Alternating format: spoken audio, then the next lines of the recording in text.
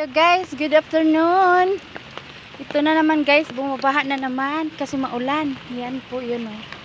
Ito yung tulay namin, dito kami dumadaan. Yan yung asawa ko.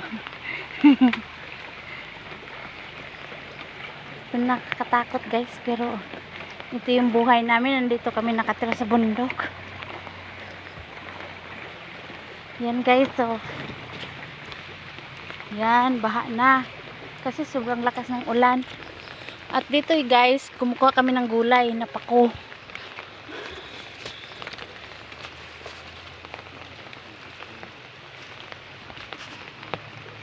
Yan, kumuha na pala yung asawa ko ng pako.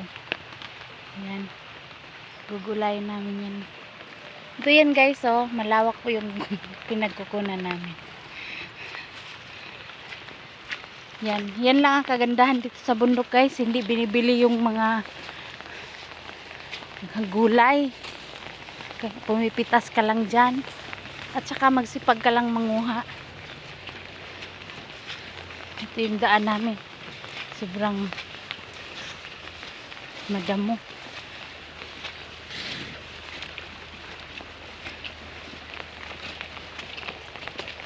Ito yung ano guys, mga gabi palaw, pwede yan magulay.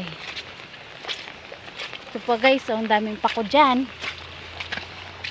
Ito yung pinagdadaanan namin, maputik, kaya lagi kami nakabuta oh. Tumatalon ako. Yan guys, malapit na kami sa aming munting tahanan. Our tiny house, very tiny. Yan. At dito guys, bumabaha na rin. Yan. Dandahan lang. Makakarating din.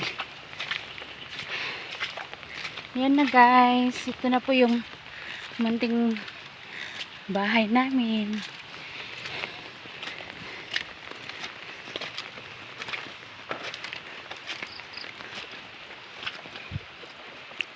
Kasi malaki yung tubig sa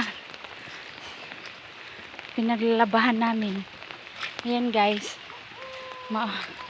ganyan ang kulay niya pag umuulan ng malakas. Yan, dyan po ako naglalaba, kaya hindi pa kapagkuha ng tubig dyan kasi sobrang putik. Yan guys. Yan, sobrang